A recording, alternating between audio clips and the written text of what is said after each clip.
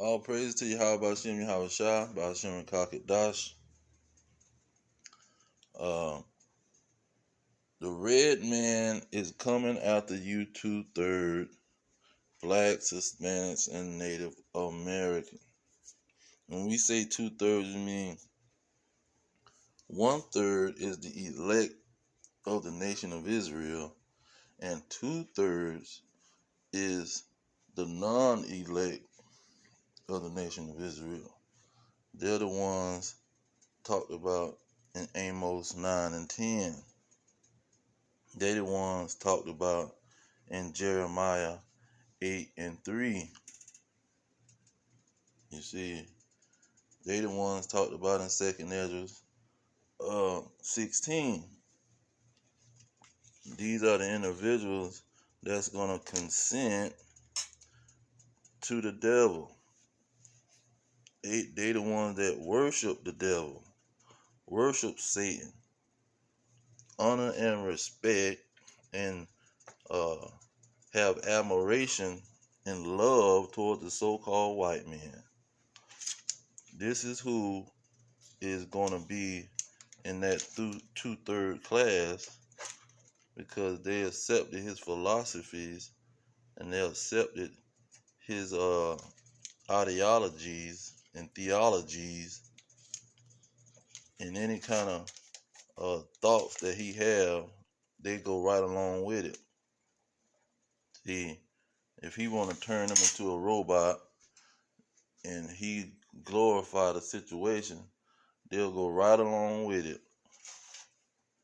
You know, if he tell them, listen, I got to put you to sleep and transform you into a freaking robot, these 2/3 Negroes will do it.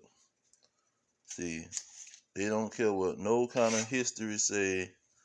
They don't care about nothing but their stomachs and their bellies and their tradition that they learned from the so-called white man. See, they pretty much trained like some animals, and they don't want to come out of that training. They want to stick to that training, even though they find out it's a lie. They don't want it to be a lie.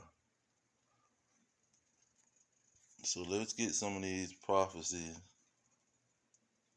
showing how these individuals is going to cave in to the so-called white man at the end of his kingdom.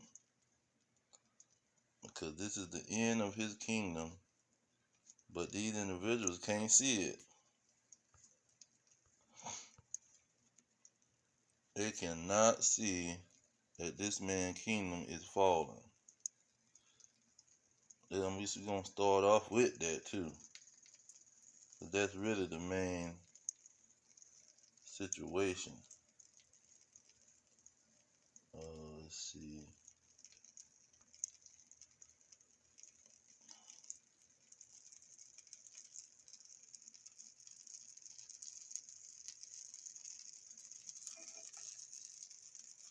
Okay, let's start at verse 7. It say, What then? What then? Israel have not obtained that which he seeketh for? But the elect have obtained it, and the rest were blinded. See, the 2/3, they are blinded to the situation. They don't know the traps that's before them. They don't know who the devil is. See, they've been tricked and told that the devil is some kind of wicked angel that disobeyed God and challenging God on getting people to be evil and getting people to be wicked. See, he challenging God and said, I can make these people evil and they gonna come against you. Some wicked angel. But that's not what the Bible teaches. The Bible teaches that God created a nation, and this nation was to be the adversary. We get that right here in Romans. Romans 9 and 11. real quick, for the children uh, being not yet born, neither having done any good or evil, that the purpose of God according to election might stand, not of works, but of him that calleth. So God, before the world was even created, before these nations was even created, he had a plan. See, he had a plan for this to be good and evil. One would be good and one would be evil. This was his purpose. Before they even done, before Jacob did any good, before Esau did any evil, that was his plan for him to make these individuals to represent good and evil. Before they did any works to prove their faithfulness or to prove that their wickedness, this was his purpose. This was his plan. See, and his plan was that the elder Esau was going to have to serve Jacob at the end of the story. That was going to be the grand finale, the main idea, the ending, the glorious ending.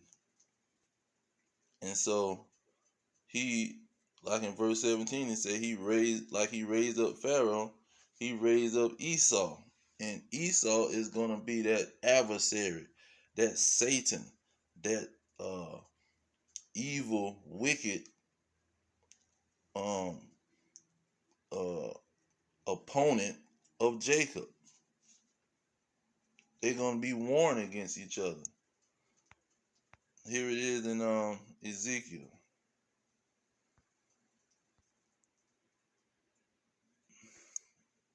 Ezekiel 25 and 14.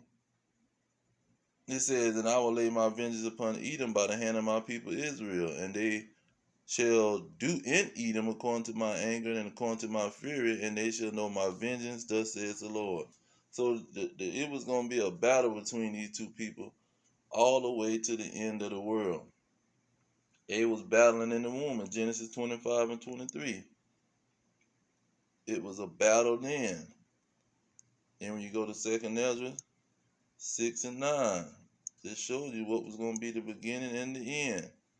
For Esau is the end of the world, and Jacob is the beginning of it that followeth.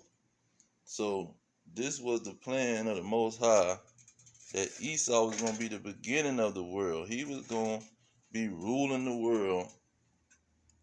And then Jacob was going to come and battle Esau and take the world from Esau.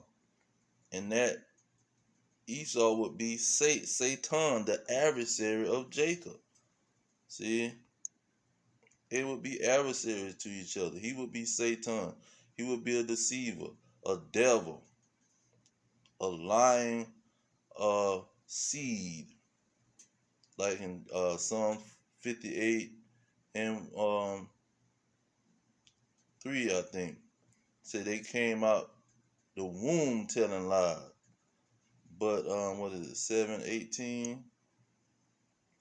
It says, but the saints of the Most High shall take the kingdom and possess the kingdom forever, even forever and ever. See, the Israelites was going to come at the end of the Esau's world and take the kingdom from Esau. Was that Daniel 2:44?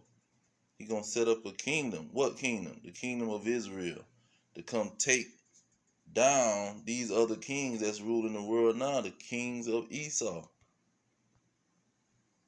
And then you had in Revelation 17 and 17, it showed how these 10 kings of Esau would be ruling with this woman, Babylon the Great America. And God would put it into their hearts to fulfill his will. See, they doing his purpose. God's plan. They going to fulfill God's plan. They going to do what God planned them to do. It's not their will. It's not their plan that's going to be going down. It's not some wicked angel, his plan. Oh, I'm the devil. I'm Satan, a wicked angel, and I'm a plan for this to go down. No, God is making the plan.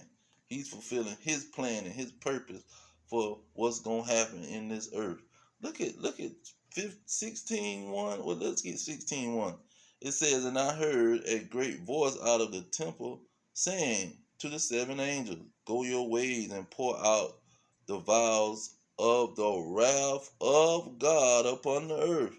Not no wicked angel pouring out the wrath that he got against mankind. No, it's the wrath of God.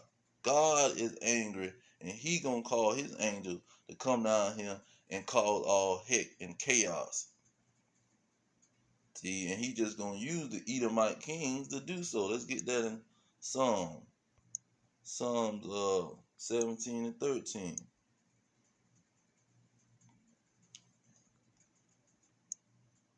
It said, "Arise, O Lord, disappoint him, cast him down, deliver my soul from the wicked, which is your sword, from the men which are your hand." See? "O Lord, from men of the world, which have their portion in this life." See, only in this life, or this part of time, they're going to have power and rulership over the world. He's going to cast them down. He's going to disappoint them when they come with their charagma and their witchcraft to try to eliminate the Israelites, but it's not going to work.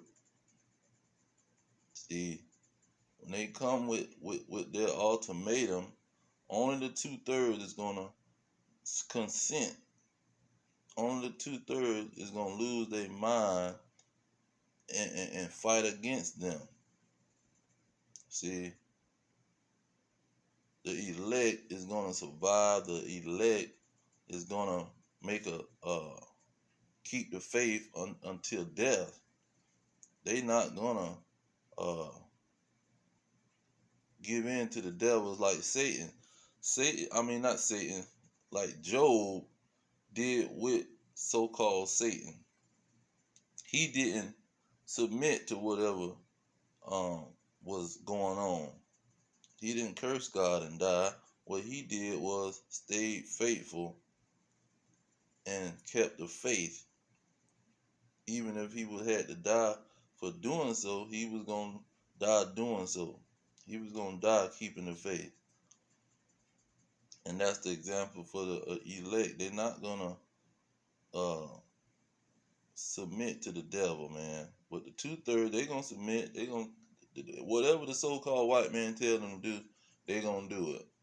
Because they don't see no life and no world without the so-called white man. See, they can't imagine something outside of the so-called white man's rulership over them. And if that image would to pop up into their head, they would reject it with all vigor and all power that they have. That's why they the main one trying to save and protect the so-called white man, like a raging pit bull dog. But this is the end of his kingdom, and ain't none of these Negroes can do about it. They can just sit back and watch the show, watch how he fall, and get ready to fall with him. But I'm going to leave it there. All praises to Yahweh, Hashem Yahweh Shah, Hashem Kakadash. Double honors to the elders pushing the truth. Peace to the elect worldwide. Our kingdom is at hand. Shalom.